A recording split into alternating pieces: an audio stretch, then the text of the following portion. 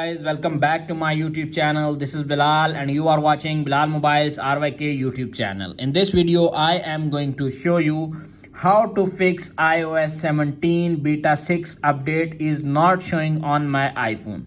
So guys, without waste your time, let's start this video. If you are facing this issue, keep watching the video until the end and follow all steps to fix iOS 17 beta 6 is not showing on your iPhone, iPad and iPod Touch.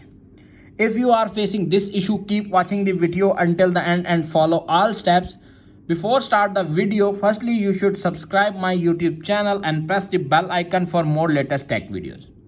Simply tap on the settings app, little bit scroll up to find general, tap on the software update, checking for updates. If update is pending or available, simply download and install the update. If update is not showing, simply check automatic update is turned on. Tap on it. You can see appears on screen. Security response and system files iOS update is on. Go back. You can see beta updates 17 developer beta. Go back. And you can see appears on screen iOS 17 developer beta 6 is here. Simply update now and fix your problem. Agree. Tap on again agree. If beta turn on but not showing, simply applying this solution number 2. Solution number 2 is restart your iPhone and fix your problem. Go back and tap on the settings app. Little bit scroll up to find general, little bit scroll up to find shutdown, dragging the slider to right side and after 10 to 20 seconds turn it on back and fix your problem. If solution number 2 is not working, now applying this solution number 3. Solution number 3 is reset all settings. Tap on settings, tap on general, little bit scroll up to find transfer or reset, tap on reset. Reset all settings.